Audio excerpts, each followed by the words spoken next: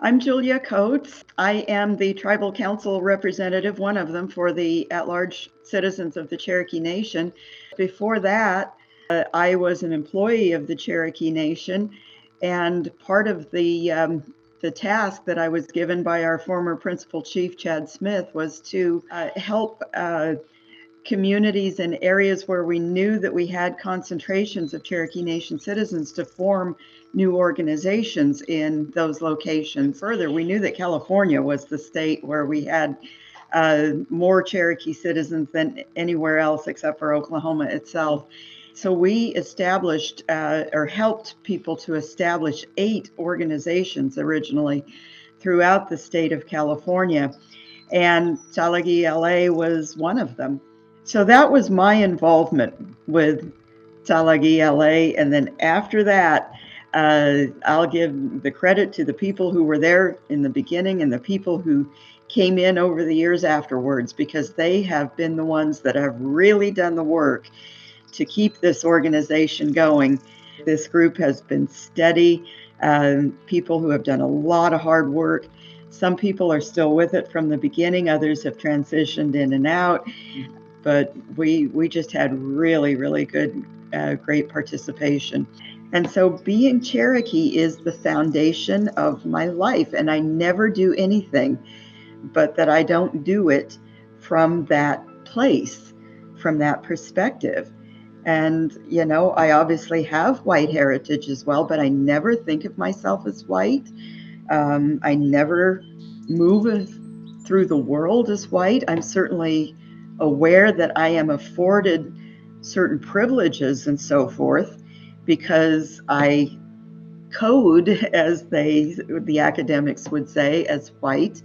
But I'm always trying to be very, very conscious of how to use that privilege, not to advance myself, but to advance Cherokees, you know?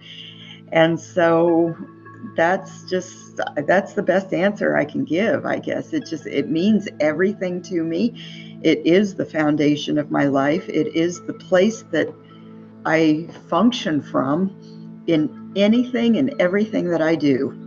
It's just integral. It's just so instilled at this point. The biggest lesson story that I learned from my aunt is every day is a good day. I'm not sure if you guys are familiar with my Aunt Wilma Mankiller's story, but during her time as chief and, you know, during the election, during her run-up, she actually got death threats. In Oklahoma, it was not accepted at the time to have a female leader. Even though we are a matriarchal tribe, we are a matrilineal tribe, we actually became disconnected, right, from those cultural teachings. And people were very upset. And so, but she made it through that. She got cancer multiple times, and she went through the chemotherapy, and she smiled. She would smile. She would say every day what she was grateful for. She had myasthenia gravis. She endured multiple kidney transplants. Polycystic kidney disease runs in my family, and she smiled. And she would say every day's a good day. And through all of that, through all of the pain, she had a car crash that crushed both of her legs and killed her best friend. And through that, she persevered. And that's actually one of the components of the Walking in Balance program is perseverance. And that's where I learned it from my Aunt Wilma Mankiller. Even though Cherokees, we do have our own syllabary, we could write things down. A lot of our cultural teachings are still passed down orally. But what if you do not have a grandpa who knows the medicines and the cultural ways? You know, what if you, like I said, we're disconnected from your culture. That's why I wrote down my story. That's why I decided to write down Walking in Balance. I wanted people to be able to pick this book up no matter where they were and have these teachings. When you talk about the American dream, when you talk about what makes America great, I really feel like it's on the streets of Los Angeles. And I'm so excited to come back here to this area, to be a part of that work, to be a part of the team, to be a part of this Cherokee nation. You know, like I said, I think we look at Oklahoma a lot as kind of the pillar of what it means to be Cherokee. But actually, really, the strength lies in our little communities. And when all of our little communities come together, that's what makes up the Cherokee Nation.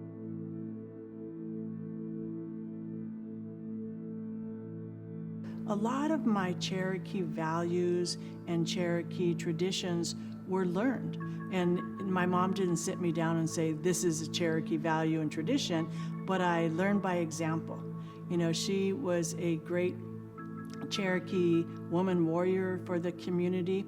And I like to say that I stand on the shoulders of the strong, amazing Cherokee women that have come before me, whether it be my mom, my aunts, my grandmother. Because Cherokees we're a matriarchal society, the women play a strong role. And that has really shaped me to the woman that I am today. My father was not a big talker, not a big sharer. And anything you kind of had to just, pull it out of him. But my aunts, and the women, we talk. So, we hear about things like that. And my grandmother, I was much younger, but my grandmother would actually tell stories about growing up in Oklahoma. And those instances were rare. And so when she would start to talk, you just stop and sit down at her feet and listen. My dad was a full-blood Cherokee. He was from Salas, Oklahoma, and went to a little school outside of Tahlequah called the Sequoia Orphan Training School. He did always tell stories. He did always have a good reverence and be able to kind of say how he got through to Nebraska. And then as I learned later, a very similar story of a lot of those folks growing up in the American type of schools. They learned respect, honor, togetherness, and military was a big thing for them. So he went on to be in the Army and then airborne, and then met a German girl. My grandfather was Creek. My grandmother was Creek. And simply because of the government and the way they treated Native people during that time, they were registering them and giving them roll numbers. And my grandparents lived in Braggs, Oklahoma area, or Greenleaf Lake area. And they were registering people. I don't know whether they had to go to Muskogee or just exactly where. Maybe it might have been Fort Gibson, who knows. But they were registering them. And my grandfather said, but we're Creeks. Where are the Creeks being registered? And they said, oh, don't worry about that. That's not too important. You just need to get a roll number. So just go over here with the Cherokees. And so they registered him as a Cherokee, when in actuality, he was of the Muskogee or Creek Nation. I feel such a source of pride to be able to claim this for myself, certainly, and my father, who didn't really get to, in that way, have that Cherokee community. And here I am with this wonderful Cherokee community. And also, it's been a little bit later in the coming, but for my kids. Being Cherokee means to me that I have a responsibility. I have a responsibility to perpetuate our cultural teachings, perpetuate our way of life. And it also means that I have a connection. I have a connection to this land. I have a connection to the people around me, whether they're Cherokee or not. Cherokees really believe in personal responsibility. We really believe that, we have a spiritual calling. And if I'm quiet enough, if I practice mindfulness enough, if I am in balance, then I can hear my spirit speak to me. The Cherokee way is to help each other, to be connected, and really be here for all. My great-grandmother, during the Dawes rolls, they were doing interviews. I got the transcripts of her interview. And she was quite an interesting person. She was an amazing woman, very strong. Well, my grandmother was also very strong. Decided at 16 years old, drive a Model T, from Oklahoma to Los Angeles. I mean, if I was that, I don't know if I would do that or not, because hey, where this dies, where are we going to get gas or whatever else? I mean, she fixed the brakes, did brakes in Arizona on the wooden highway. I mean, that's how old it was, how long ago. And when she got here, she developed a career working in machining. That was pretty much a man's thing, but no, she was strong, very strong. But he'd go, never met a man I didn't like to, so he taught me When talking to a person, you look them in the eye. If they're giving you the respect to talk to you, you give them the respect back to look them in the eye and listen. Another thing was, be glad for today. Be grateful just for today. And you would see that in how he would talk. I'm happy having this warm Dr. Pepper in this 100-degree. You wouldn't hear a complaint. It's, oh, that's good soda.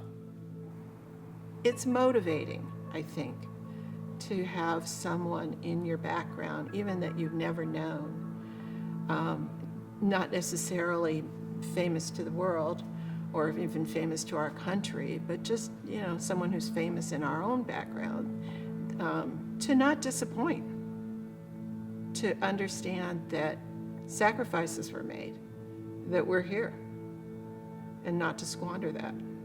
In the Indian community, then we had Creeks, we had Choctaws, we had Chickasaws, we had Sioux, we had Navajos, we had different cultures, different nations. You can't say that's Cherokee, right? But we're very similar in many different ways. And I really appreciated some of their customs as well, because the closer they were to their language, the closer they were to their culture, I think. It was there as a whole. One of my biggest goals is to actually become fluent in Cherokee. Actually, I even started working on making keyboards in Cherokee so people can actually type in it, because I think if you see it and type it, you can learn it a little bit easier. So you learn both of it at the same time. In order to understand the culture, you have to understand the language, because there's so many things that don't translate. The concept, the feelings, the emotions, things that are connected into it. And once you understand that, then you can really become part of it. For me, it's important to bring the culture to the people and create our own community. And there's so many amazing Cherokees in Southern California, in Los Angeles, and we come together and we try to bring the culture back. We do beading classes, we do drumming classes, we do a lot of different activities. We play traditional games like stickball and marbles, because we want our people locally to feel connected to Cherokee Nation. Being Cherokee is here. It's of this country. Everything else we have, all of our other backgrounds, are from somewhere else. A lot of times places we've never been. I mean, I've been fortunate enough to visited many countries in Europe where my ancestors are from. But a lot of people don't get to do that. So the questions you have about, where did I come from, or where did my ancestors come from, might not ever get answered. Yes, there are a lot of, bad stories, and a lot of hard things have happened on this land. But there's also a lot of strength here. And, not just for the native people of this land. We always, sharing is a native value.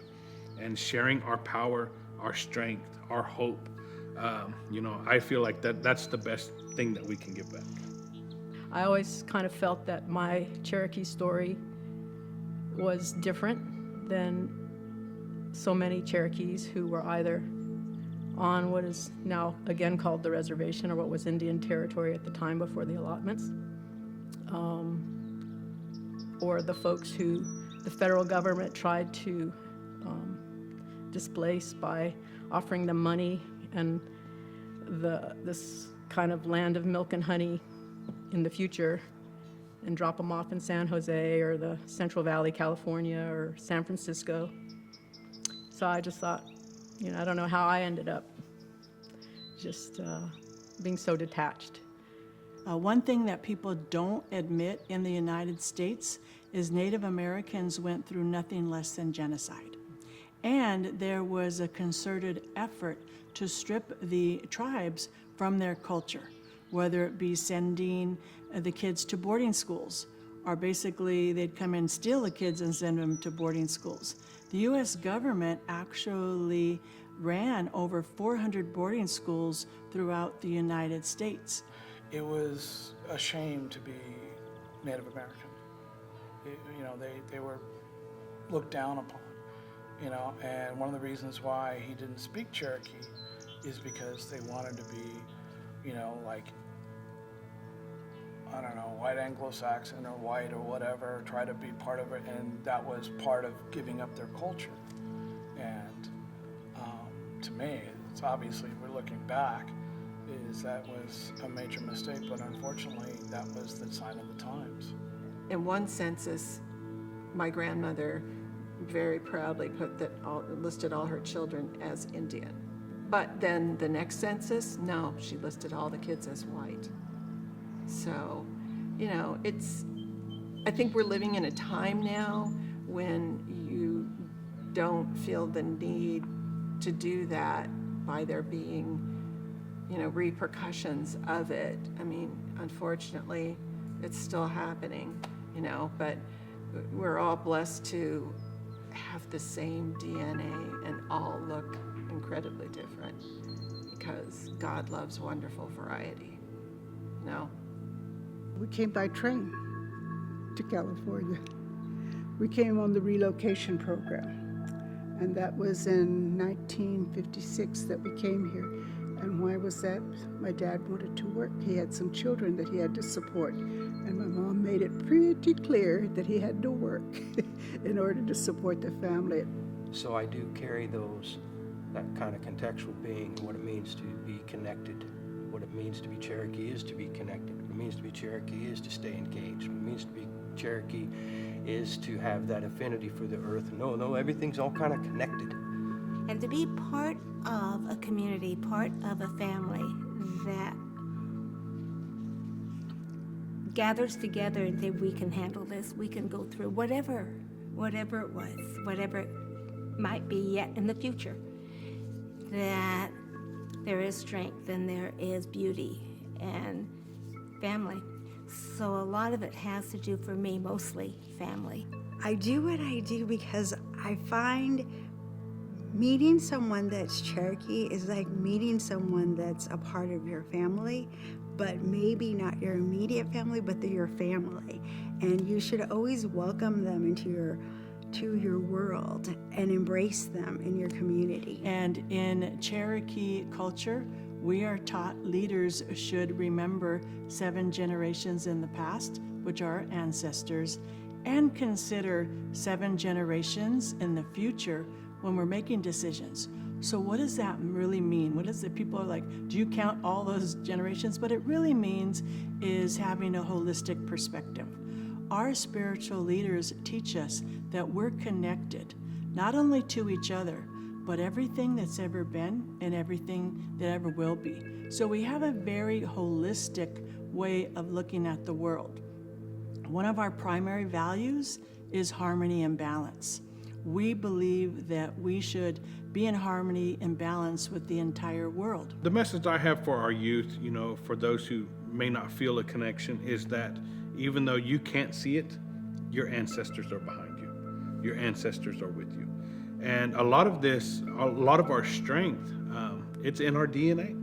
You know, it's just within us.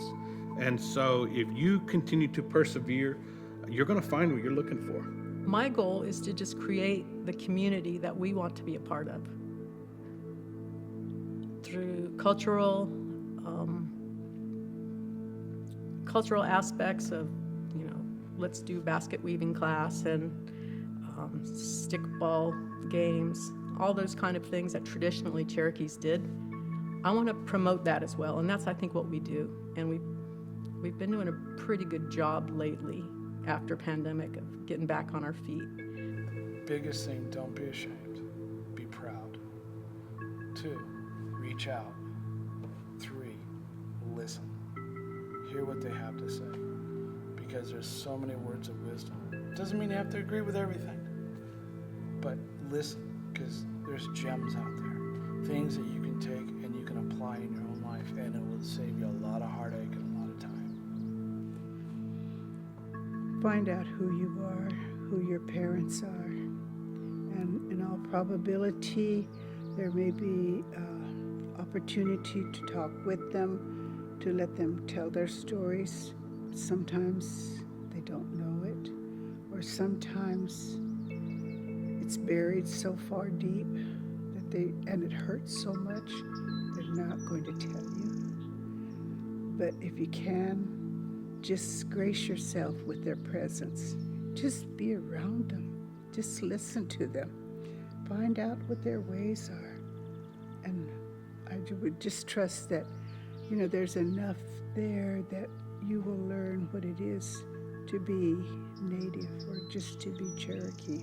You are uniquely here and perfect as you are. The Creator wouldn't have made you any differently. So believe in yourself. Listen to others.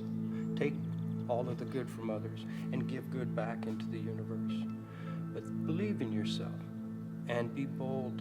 And humble does not mean humiliated. So stand your ground and know that you're a chosen person.